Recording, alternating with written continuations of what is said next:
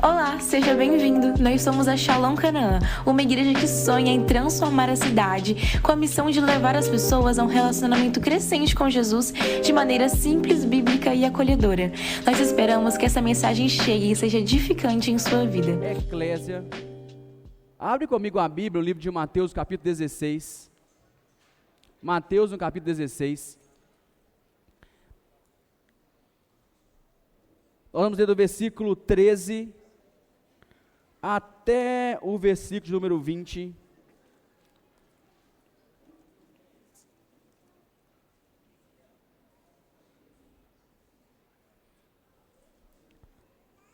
O texto bíblico diz assim,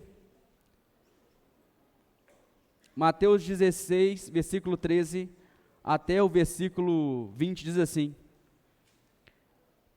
Chegando Jesus à região de Cesareia de Filipe, perguntou aos seus discípulos: Quem os outros dizem que o Filho do Homem é?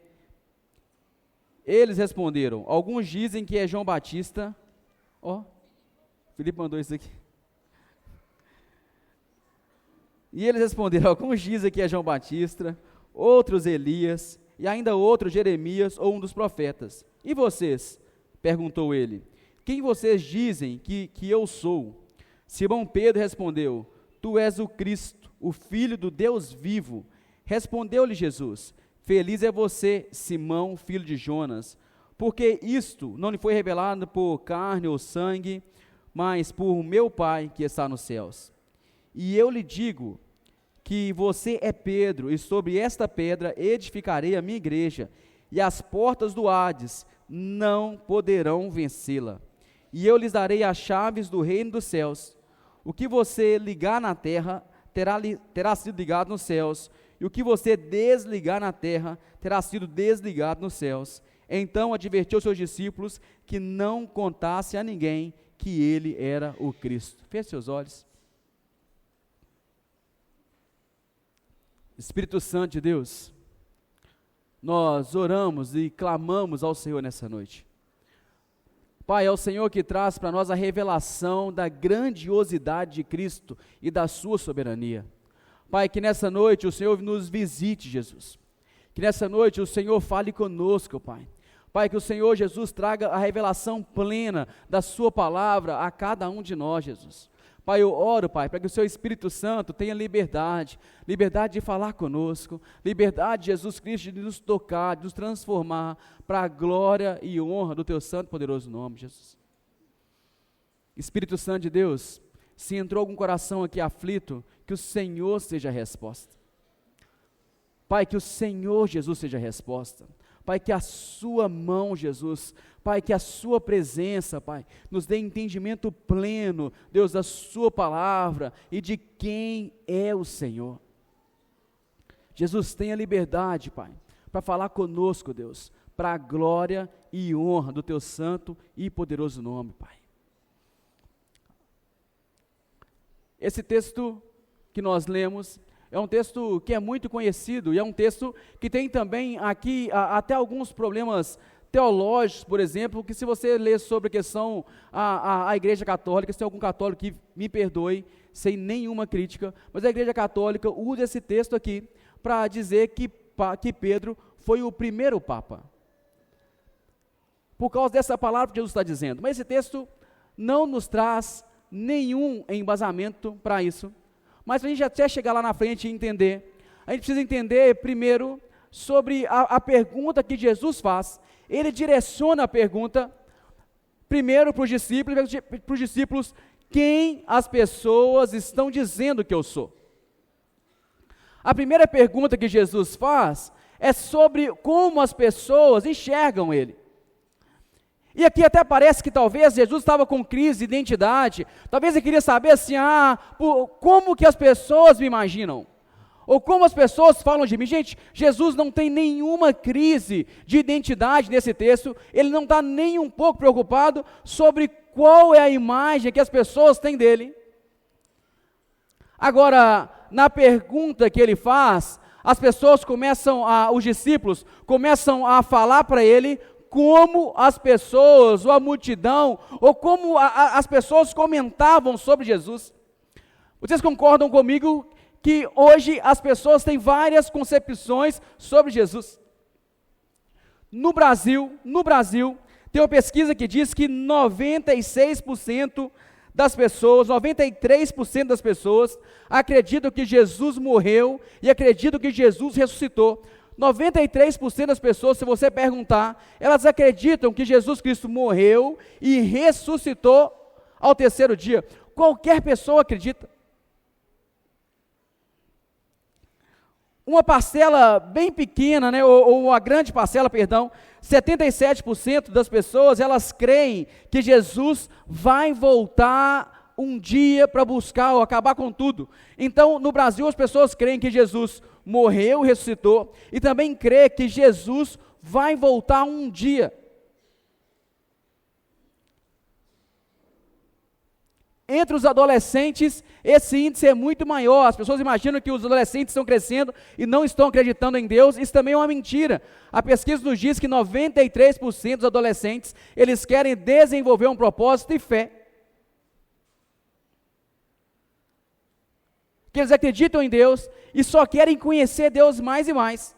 Agora, se nessa pesquisa as pessoas acreditam que Jesus Cristo é Deus, que Ele morreu, que 93% das pessoas acreditam nisso, se a gente começar a olhar, boa parte das pessoas não vivem como se isso realmente fosse verdade. Porque o que Jesus está perguntando para os discípulos é uma pergunta muito básica. É assim, como as pessoas me veem? É como essa pesquisa. As pessoas saíram perguntando, Jesus está perguntando para saber como as pessoas realmente viam Jesus, e eles trazem a resposta. Algumas pessoas viam Jesus como o novo João Batista, por exemplo, está aí nos versículos para frente. Eles falam que viam Jesus como o novo João Batista, que ele era o João Batista que tinha revivido. Naquele tempo as pessoas acreditavam que uma pessoa morta podia voltar à vida em outro corpo. E as pessoas diziam que Jesus era João Batista, simplesmente pela cultura e pelo jeito que ele ministrava a pregação. Outros no texto também nos diz que acreditava que era como se fosse Elias, que Jesus tinha voltado, e as pessoas disseram, não, Jesus é o Elias, esse Messias que está vindo. E Elias, e a comparação que eles começam a falar, é porque lá em Malaquias, no capítulo 4, no versículos 5 e 6, nos fala que Elias viria antes do dia do Senhor. Aí eles imaginam que Jesus não era o Messias enviado, mas era sim o profeta que viria antes do Senhor vir.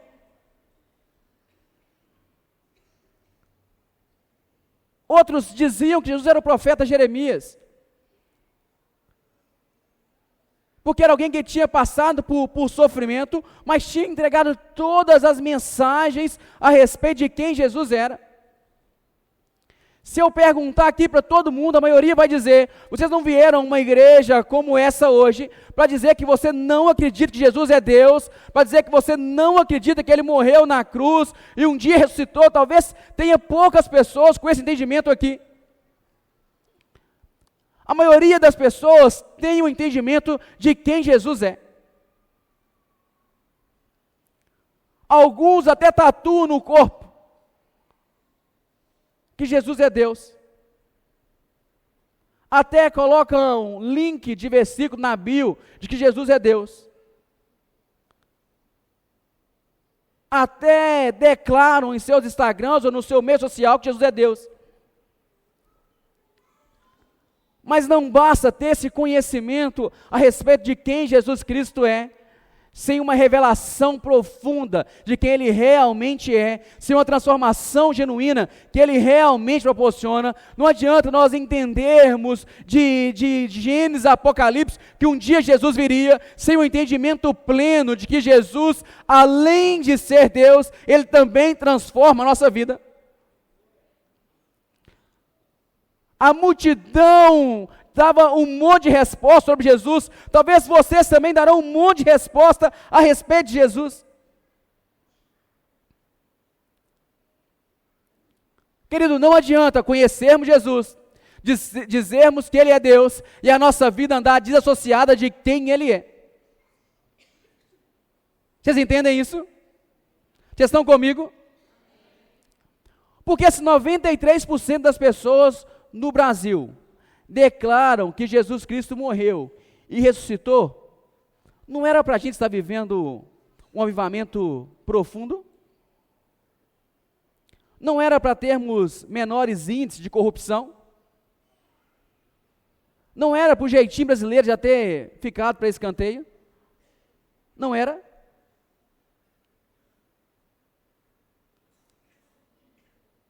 Porque não adianta nós dizermos, entendermos que Jesus morreu, ressuscitou, sem antes entender quem Ele realmente é. Então Jesus, Ele olha para os seus discípulos e faz a segunda pergunta, que para Jesus é a pergunta que mais interessa. Ele faz a pergunta: mas e vocês? Quem vocês dizem que eu sou? Porque agora a pergunta é muito mais pessoal e muito mais confrontadora. Aí Pedro, tá aqui, ó. Aí Pedro, no versículo 16, responde: Tu és o Cristo, o Filho do Deus vivo. Algumas pessoas imaginam que Pedro passou na frente aqui porque ele era extremamente sanguíneo. Pedro, ele está falando o nome de todo mundo, ele não está falando só no nome dele. Ele está falando a respeito de todos os 11. A resposta de Pedro é uma resposta sobre todos os 11 ali. Era a mesma resposta, talvez todos dariam para ele, ou para Jesus. E Jesus vem olhar para Pedro, e ele fala com Pedro no versículo 17, Pedro, você é feliz, porque isso não lhe foi revelado por carne ou sangue, mas por meu Pai que está nos céus.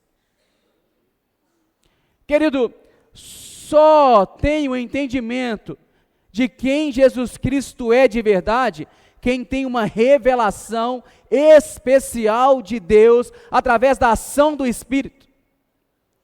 Porque senão nós nos tornamos pessoas que entendem de ponta a ponta quem Jesus é, o que Jesus fez. Se você olhar todas as pesquisas a respeito disso, nos Estados Unidos 90% das pessoas, 83% das pessoas acreditam que Jesus Cristo veio e é Deus, mas que na prática ele só tem cunho histórico, e ele não veio para transformar a vida de ninguém.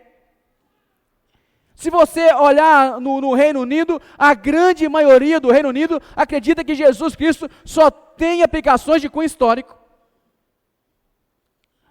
O que faz diferença em conhecer a Deus ou não, meu querido, é como a revelação alcançou o meu coração.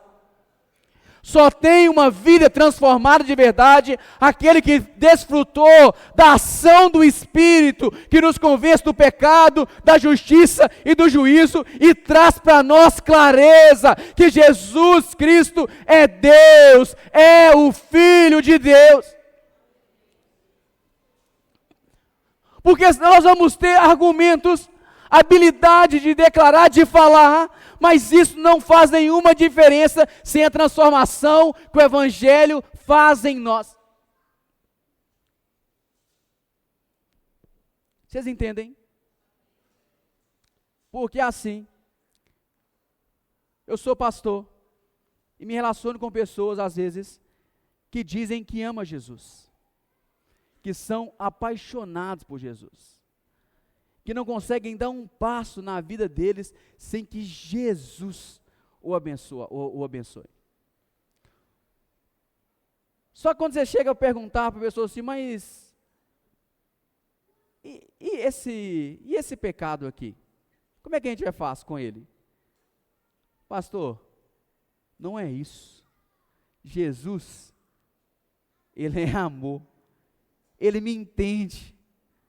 Mas se você ama Jesus, entende que Jesus Cristo é o Filho de Deus, entende que Ele morreu por você, você não acha que precisa haver uma ruptura com o pecado geral? Assim, pastor, nem Jesus exigiu isso de mim. Por que você está falando isso comigo? Porque as pessoas, elas imaginam que amar Jesus é só desfrutar de um Jesus que entende tudo que eu faço, que não me corrige, de um Jesus que simplesmente entende todos os pontos da minha vida e que Ele morreu lá na cruz e simplesmente para que eu pudesse ir para o céu, mas sem abandonar nenhum pecado. Isso não é verdade. Porque quem dá respostas sobre Jesus sem conhecê-lo profundamente, dá respostas rasas e só da boca para fora. Agora o verdadeiro discípulo conhece realmente quem é Jesus e o que Ele fez por nós na cruz do Calvário. E entendemos que Ele é Deus não só da boca para fora, mas porque olhamos para a cruz e entendemos que Ele é o Rei das nossas vidas, que tudo passa a ser dele, para a glória dele, para a ação dele, que tudo passa a ser direcionado por ele, que não existe vida a não ser nele. É isso que o apóstolo Pedro está declarando. Tu és o Cristo, o Filho de Deus.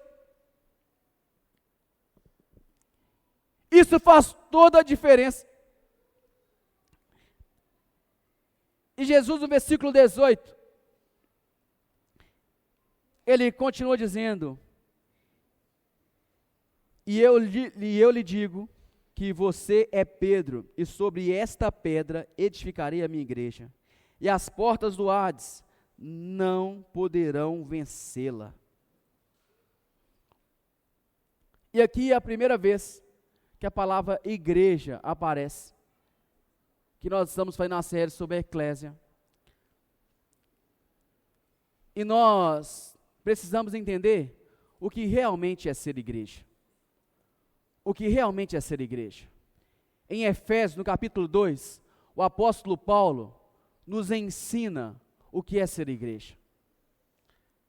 Em Efésios, no capítulo 2, o apóstolo Paulo começa no versículo de número 11, ele começa, no versículo 11 e 12, ele começa a nos dizer que ser igreja é fazer parte de um corpo.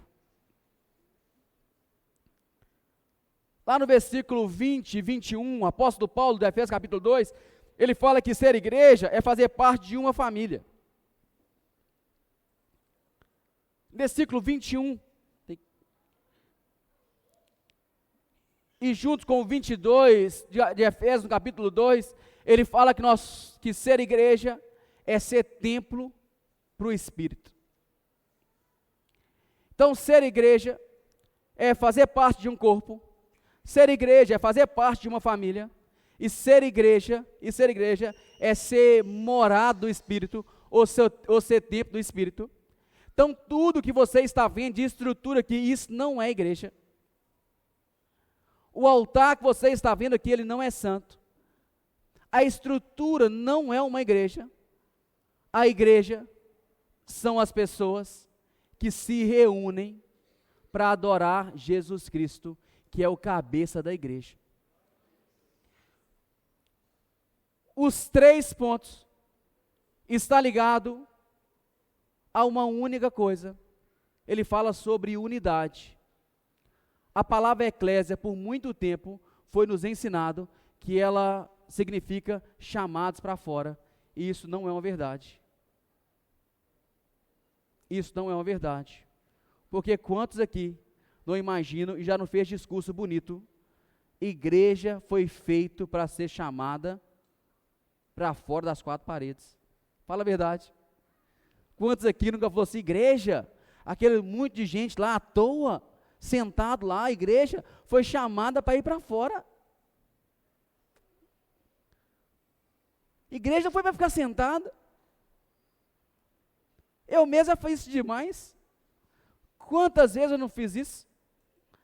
E inclusive declarar que a palavra eclésia era isso, e a palavra eclésia não significa chamados para fora. A palavra eclésia significa assembleia. era usada como um termo político lá para reuniões públicas, para discutir coisas de maneira pública, lá em praças públicas, as pessoas participavam daquela grande assembleia. Agora, o que significa ser igreja de acordo com Jesus? Significa estabelecer uma vida plena de unidade, porque os 3 pontos sobre ser igreja são pontos de extrema unidade. E no versículo, em João capítulo 17, versículo 21,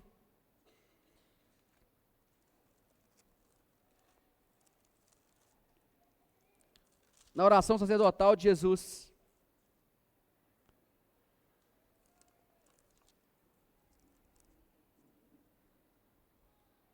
no versículo 21, Jesus começa a nos revelar como uma igreja realmente sai para fora das 4 paredes.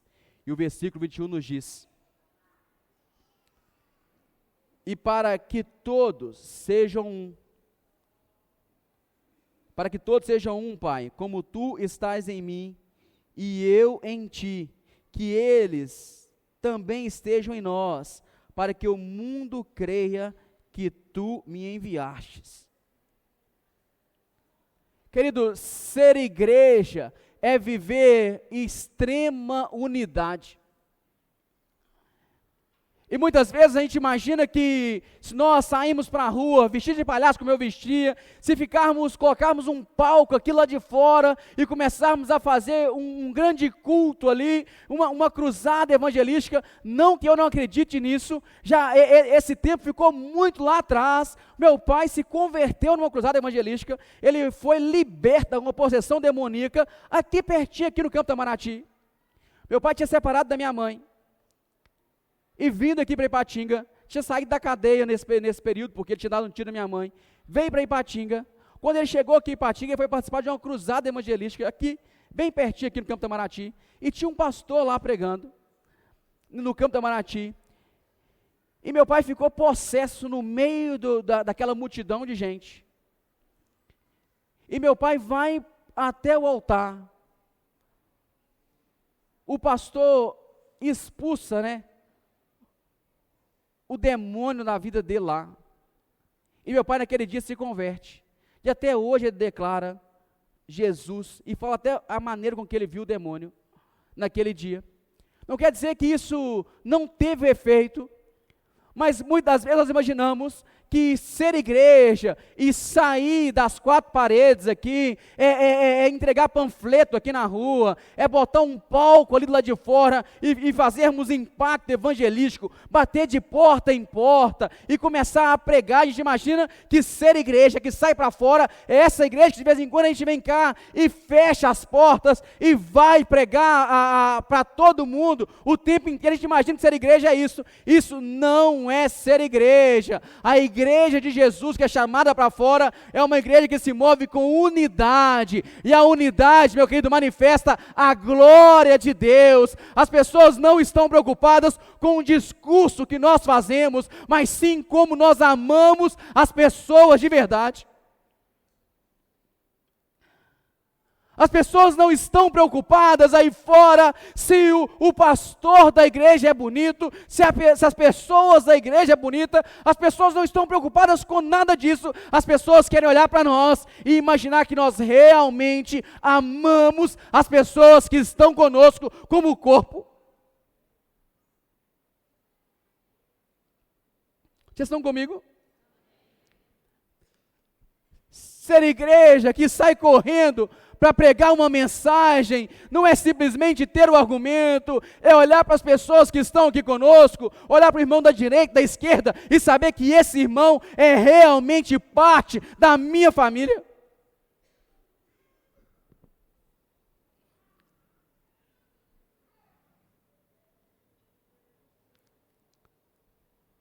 Ser igreja é olhar para o irmão que não está aqui mais, e nós nos preocuparmos com ele.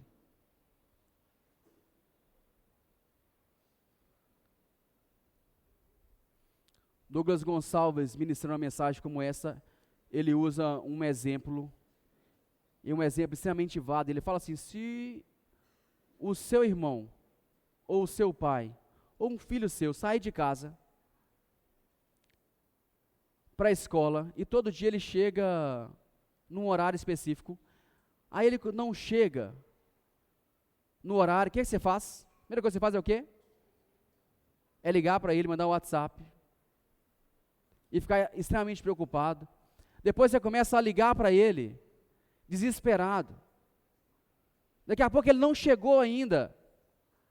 Aí você começa a ligar para todos os amigos, aí ninguém sabe dele. Daqui a pouco você vai para a rua procurar. Daqui a pouco você nem encontrou com ele, você vai para a polícia e começa a ter um desespero. E por que você faz isso? Porque faz parte da sua família, não é isso?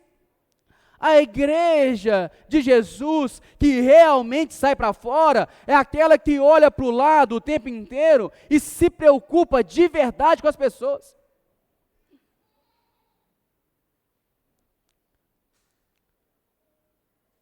É uma igreja que realmente se preocupa com os irmãos que não estão aqui, que foram feridos ou que estão entristecidos por qualquer coisa.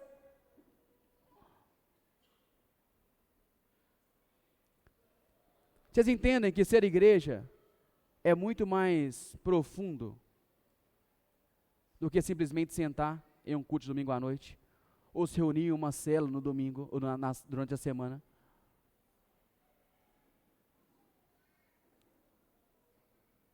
É essa igreja que Jesus edifica, que ele conversa com Pedro no capítulo 16.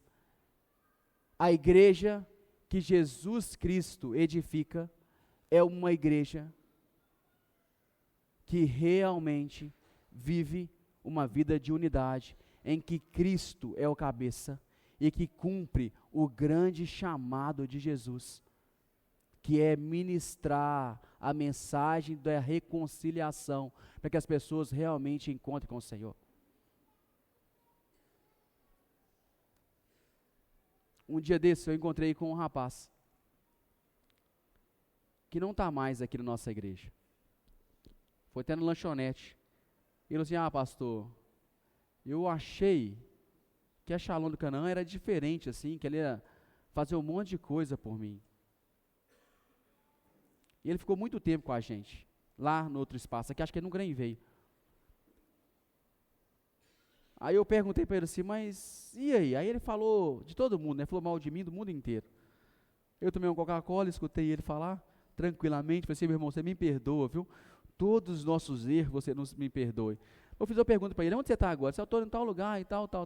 Mas quantas pessoas você tem tratado da mesma maneira que você está exigindo tratamento? Que você tem preocupado com ela? Porque não é sobre reclamar, é sobre se entregar para fazer diferença na vida de alguém. Isso é ser igreja.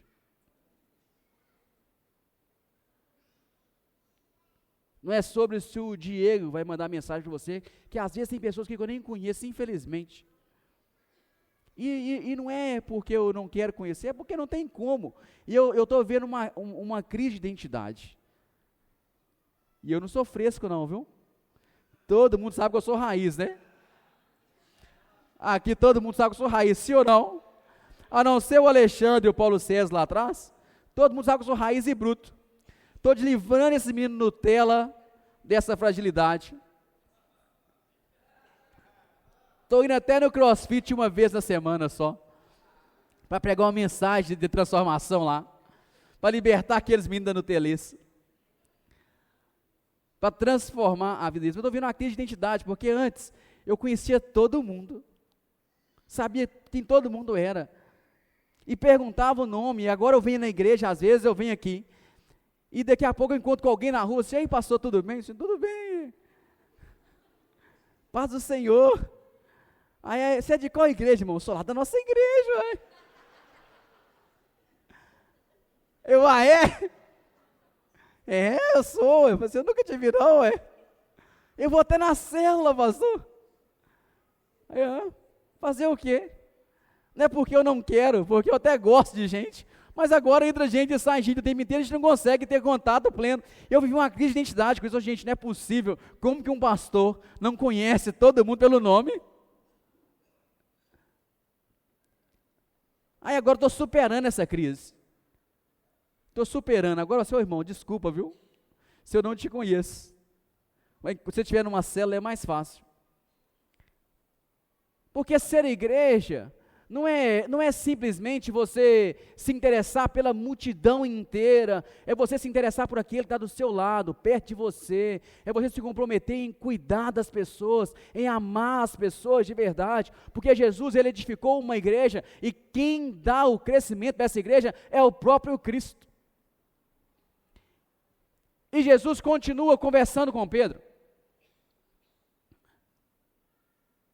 E uma das coisas ele fala que vai edificar sobre Pedro a igreja dele. E aqui tem um trocadilho de palavras sobre uma pedra grande, uma pedrinha. Ele fala: Pedro, você é uma pedrinha pequenininha, mas sobre essa pedrinha eu vou edificar a minha igreja. Ele não está dizendo sobre as palavras de Pedro, mas sim que Pedro, junto com o reino de Deus lá, as pessoas, ou toda a igreja do Senhor que foi alcançando, vão se tornando parte do reino de Deus, para que esse reino seja edificado.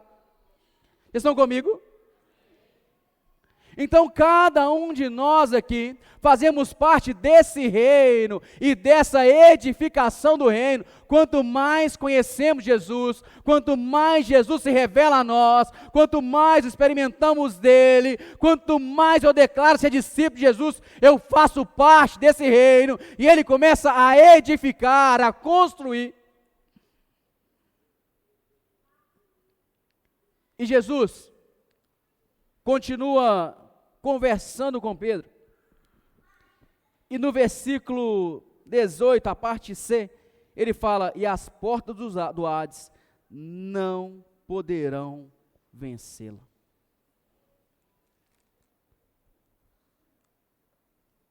E geralmente, nós pegamos esse texto e imaginamos que é como se a igreja estivesse metendo o pé nas portas do inferno, e o fogo saindo, e a igreja enfiando as mãos lá e tirando as pessoas. Quanto que, na verdade, a ideia do texto, ou do versículo, ou da palavrinha aqui, é como se nós tivéssemos, a igreja, ela tem a chave, como está no versículo da frente, de tirar as pessoas da morte eterna. A verdadeira igreja, ela entende que o propósito dela não está simplesmente nesse tempo físico agora, está alicerçado na eternidade. Arrancar as pessoas da morte eterna ou de uma vida distante de Deus está sobre a igreja de Jesus que ele edificou. A igreja de Jesus se move com profunda compaixão pelas pessoas. Quando eu me torno discípulo, eu recebo a responsabilidade de arrancar as pessoas da morte eterna, de revelar o reino de Deus, de ligar as pessoas a Deus novamente, de reconciliá-las com Jesus ou com Deus através da cruz de Cristo. Não se entrega às pessoas, ou não revela o evangelho genuíno às pessoas que realmente não viveu ou não encontrou com Jesus. A verdadeira igreja, a eclésia, que foi chamada para manifestar o poder de Deus, ela se move com muita unidade. E a unidade revela a glória de Deus. Quantas pessoas que se tornaram tão individualistas, que se preocupam só com elas mesmas e estão abandonando o propósito. Quantas pessoas que imaginam que só de vir e cultuar, acham que está extremamente bom. Meu querido, A igreja que Jesus estabeleceu ou edificou é uma igreja que se move com compaixão para arrancar as pessoas da morte eterna. As chaves que ligam as pessoas a Deus foi entregue não nas mãos de Pedro, mas nas mãos da igreja genuína de Jesus. A chave que liga as pessoas a Deus é o Evangelho de Jesus. E esse Evangelho foi entregue a cada um dos seus discípulos. Talvez você faz parte de uma grande multidão que sabe quem é Jesus, que entende muito bem quem é Jesus, mas ele não transformou sua vida. Talvez você faz parte de um grande público, ou da grande maioria das pesquisas que diz que o Brasil, 93% das pessoas conhece Jesus, entende que ele morreu e ressuscitou. Por sermos um país de maioria cristão, talvez seja só pelo discurso, você sabe isso de ponta a ponta. Talvez você olhe e fale assim, pastor, eu conheço profundamente, teologicamente a Bíblia, contexto, eu conheço contexto histórico, eu conheço tudo. Talvez você tenha uma declaração bonita a respeito de Jesus, talvez você tenha uma declaração bonita a respeito do grego, do hebraico, mas a sua vida não revela que Jesus Cristo é o Filho de Deus. Não adianta termos discurso legal sobre Jesus. Discurso não revela que Ele nos transformou de verdade.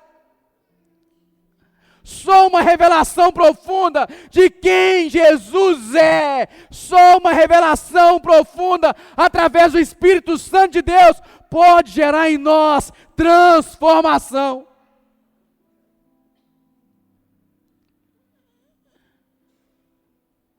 Só uma transformação genuína pode fazer com que uma palavra simples, como Pedro declarou, tu és o Cristo, o Filho do Deus vivo, faça sentido na vida das pessoas. Só uma revelação nos linka ao propósito de ser igreja, em ter Cristo como cabeça e sermos corpo, família e templo do Espírito. E que desfruta da glória de Deus através da unidade.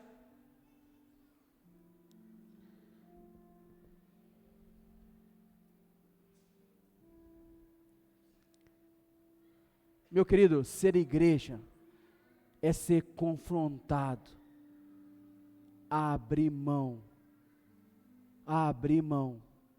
de todo o egoísmo e todo espírito de independência e se entregar totalmente ao propósito eterno do Senhor, que é arrancar as pessoas da morte eterna e ligá-las novamente a Deus. As chaves do reino dos céus foi entregue não nas mãos do apóstolo Pedro, não nas mãos de alguns pastores ou de igrejas específicas, mas foi entregue nas mãos da igreja do Senhor Jesus Cristo, aquela igreja militante sobre a terra, que vive em unidade, através de um único propósito, que é arrancar as pessoas do domínio de Satanás e colocá-las no caminho eterno, para viver uma vida de transformação. Meu irmão, eu não sei o que você pensa a respeito disso, mas eu entendo que uma igreja que realmente experimentou de Jesus, ela sai correndo para declarar aos quatro cantos a grandiosidade do Mestre, que Jesus Cristo é o Filho do Deus vivo, que Ele morreu por nós, que Ele tem para nós a vida eterna, que não há vida longe dEle. É uma igreja que sai aos quatro cantos declarando e mostrando para as pessoas que não é sobre um discurso, é sobre nos mover com muita unidade e fé, com uma revelação profunda que só o Espírito traz para nós. Fomos chamados para ser igreja que revela o Cristo através da nossa unidade.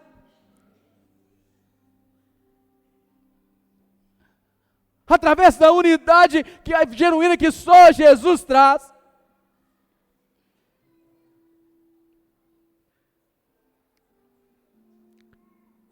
Vocês entendem que não adianta termos discursos e não nos esforçar na prática para sermos um, assim como o Pai e Jesus é um.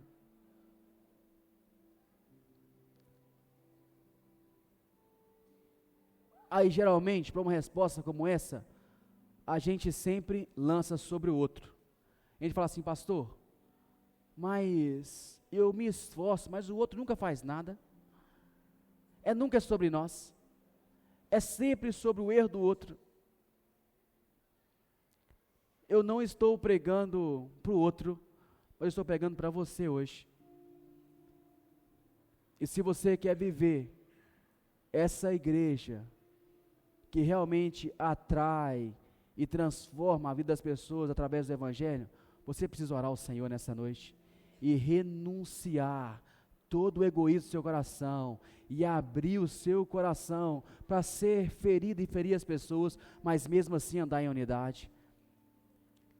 É saber que algumas vezes em que você foi decepcionado, e será, aqui você vai ser decepcionado um monte de vezes, que aqui não tem ninguém perfeito. É saber que você precisa abrir mão hoje, Jesus, eu vou me esforçar, porque eu faço parte do seu corpo, eu sou família do Senhor.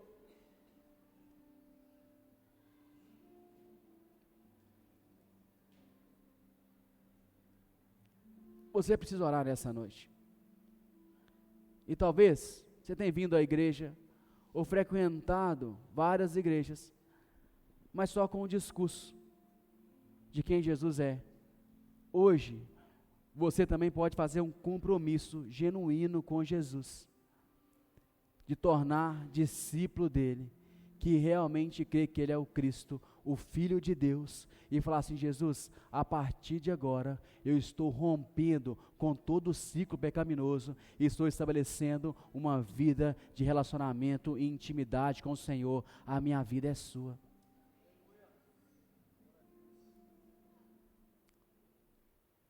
Feche seus olhos, e ore ao Senhor no seu lugar.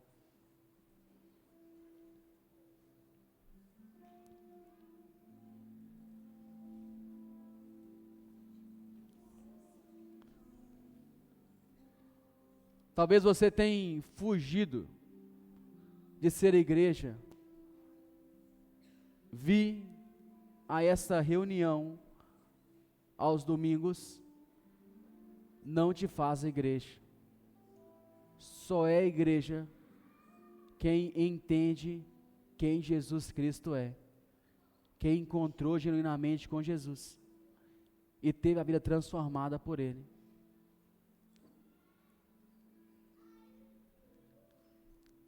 Espírito Santo de Deus, nós estamos aqui nessa noite. Pai, o Senhor sabe que o sonho do meu coração é realmente viver uma igreja que cumpre o propósito eterno do Senhor.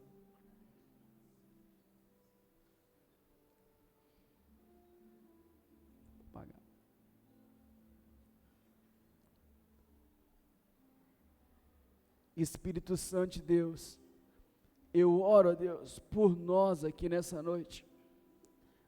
Pai, nós começamos, Deus, hoje uma série de ministrações, Pai.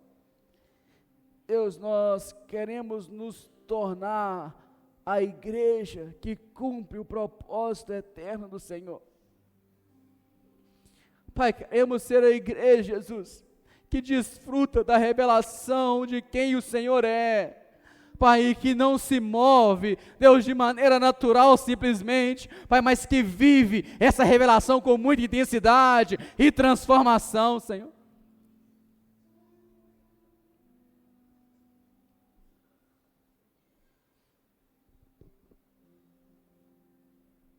Espírito Santo de Deus, Eis-nos aqui nessa noite, Pai. Nós estamos aqui orando e clamando ao Senhor, Jesus.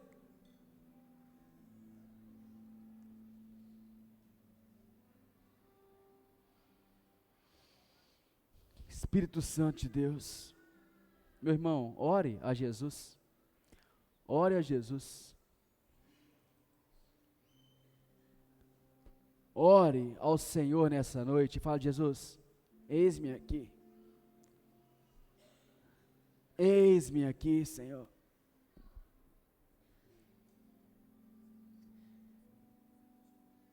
Eis-me aqui, Senhor.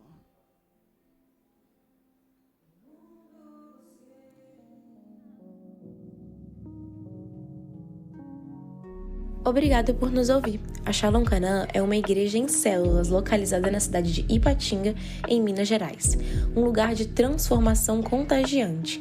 Cremos que tudo vem da palavra e ela nos conecta com Deus, com o próximo e com a nossa cidade.